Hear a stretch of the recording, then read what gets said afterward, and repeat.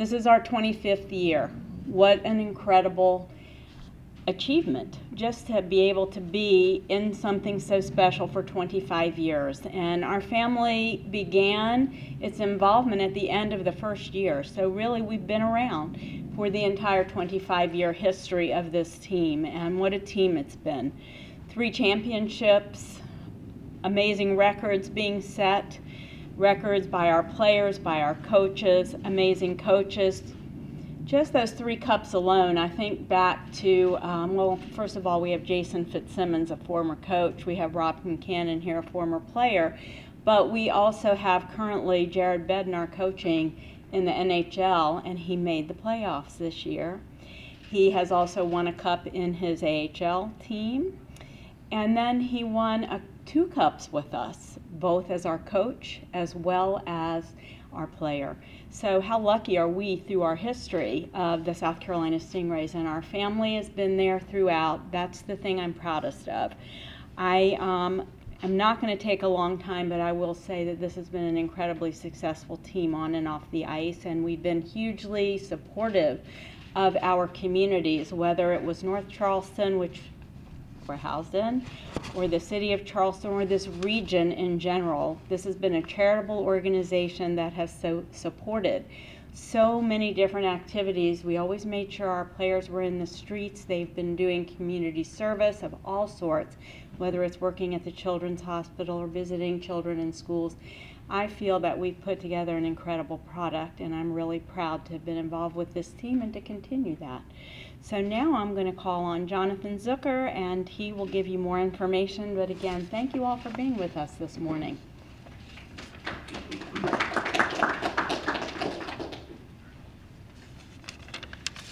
Thank you all. So,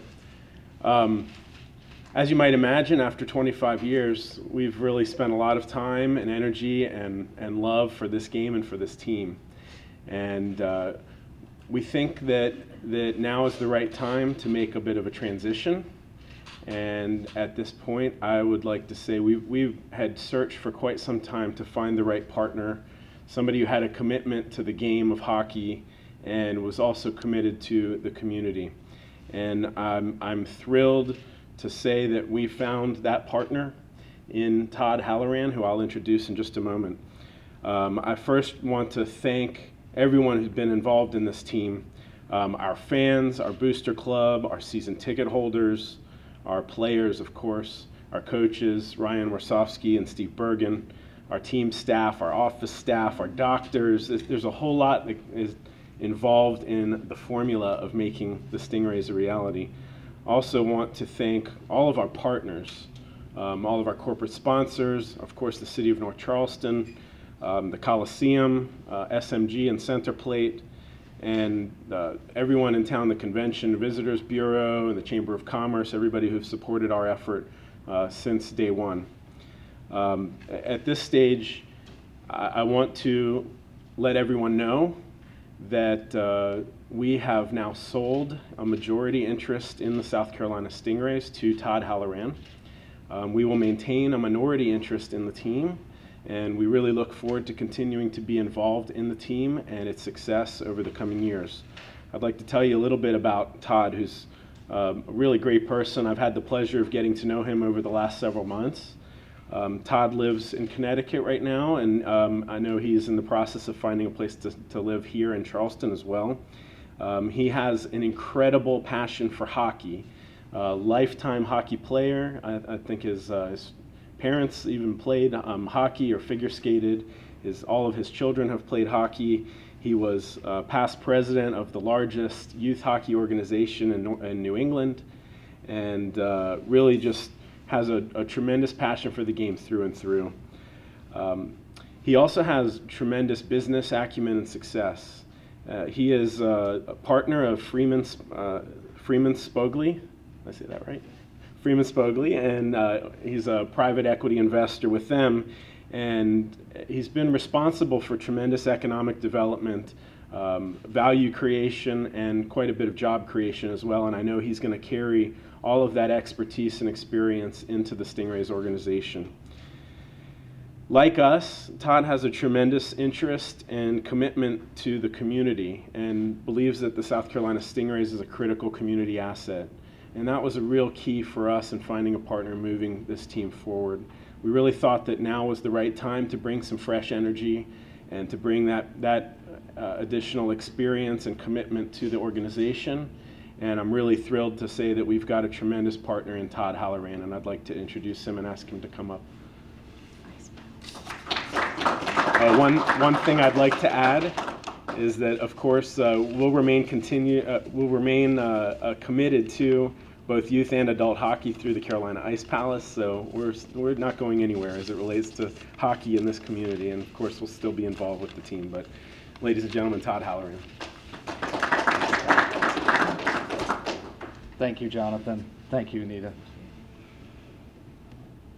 I am Todd Halloran, and I am very, very excited to be here and to meet with all of you and to begin this journey. I am very, very fortunate to be in a position to take over an organization that has established such an incredible winning culture, a very successful organization that really is it really is a model for other minor league sports franchises. The legacy that the Zookers have established presents a challenge for me, but it's a terrific foundation that I intend to develop and continue to enhance. A little bit about why the South Carolina Stingrays. I've had an interest in getting involved in the ECHL for some time now. A number of things came together, and what I think is so incredible about this particular organization and this community is, again, the just unprecedented winning record that this team has had. It's clear that the involvement, engagement with the Charleston region is unparalleled, and I think that's a very exciting opportunity for me as we look to really go to the next level. My passion for the sport really intersects with my passion for being involved in business and developing those businesses. And I'm particularly compelled by this opportunity because of that engagement that the team and the organization has in this community. It really is an important asset for the community. It's family-friendly, affordable entertainment that goes beyond just the game and the score. And I'm very excited to be part of that. My intention is to continue, hopefully, the success on the ice, but to continue to improve the product and continue to invest in the organization, invest in the team, so that we can continue to thrive as we go into the next decade. I want to thank again Jonathan, Anita, and the Zucker family for giving me the opportunity to be in this position. I'm really happy that they've agreed to retain a minority interest in the team, in the franchise, and I look forward to working with them in the coming years. With that, I'd like to I guess open it up for questions to anyone in the group. What was it about the ECHL that made you want to jump in, and especially you talk about this franchise, what was attractive about this, but why this league, why now, all that stuff? It's interesting, if you look at the ECHL, it is the quality of the game at this level is superb. The business model behind the ECHL is different from obviously the NHL and the AHL. And I think what happens in a market like this is the team takes on a greater importance. It is a team that is really, it is a team by its truest sense of the word. It's not driven, the popularity, the interest is not in any one player, any one star, but really the team and what it brings to the community. And in a community like Charleston, which does not have a at the highest level, a professional sports franchise, teams like the River Dogs and the Battery and the Stingrays just take on greater meaning. Any plans to change anything, coaching staff or president, anything like that? No. I have, I think I'm smart enough to know successful teams and successful organizations when I see them. Obviously, the team's record stands for itself. It's a good organization that has been put together by Jonathan and others, and I need to learn more and get to know people. But there are no plans to make any changes. When did the Stingrays kind of come on your radar specifically, and when was the first game that you, or have you seen a game here? Oh yeah, Okay. yeah. No, I've been to a number of games. It's interesting. I worked with a group looking at opportunities, get close to something about a year and a half ago, and I was focused, given my geography, I was focused initially in the Northeast, although I actually had made a point 2 years ago.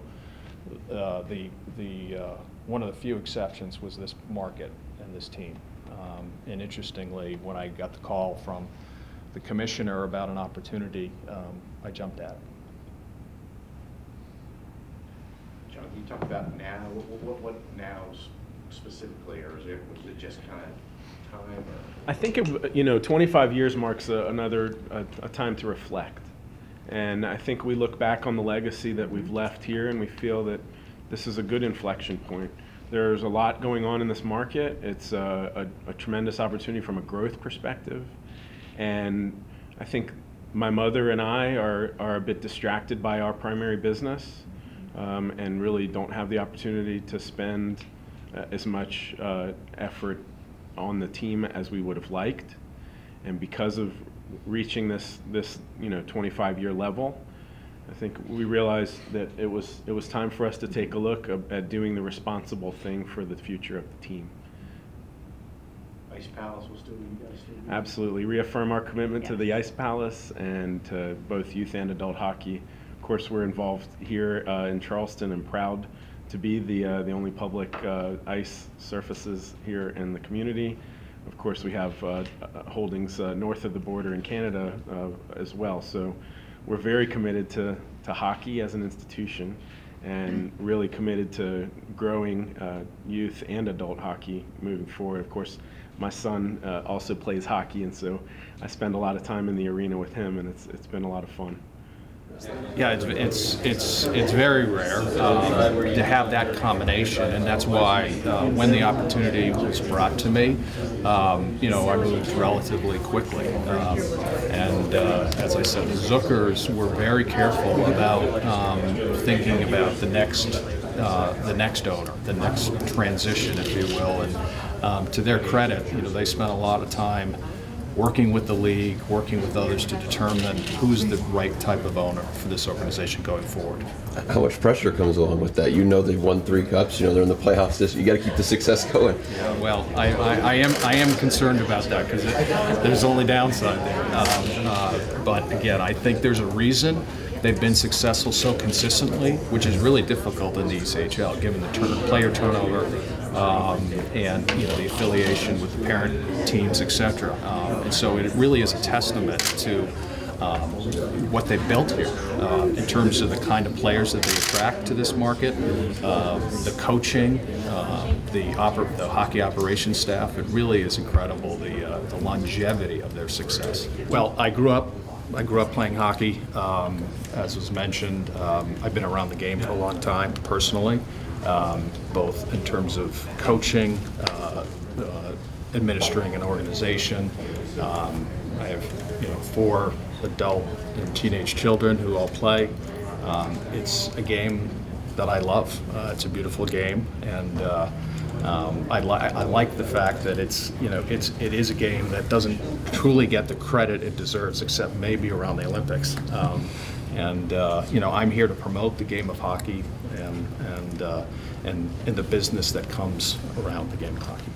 Stingrays hockey, and again, like I said, they've been more than just co-workers or bosses. They've been supporters of my wife and my kids and my family and me as a player dating back to 1995. So it's a sad day, but also a happy day. You know, I've been doing a lot of talking with Todd the last couple of months here, and he's anxious and excited, and he sees he sees where the organization's at. We both agree that on the ice it's something that repeats itself every year, but off the ice we feel like there's tremendous room for growth with corporate partnerships and sponsorships and season ticket holders and the amount of people moving in Charleston every day.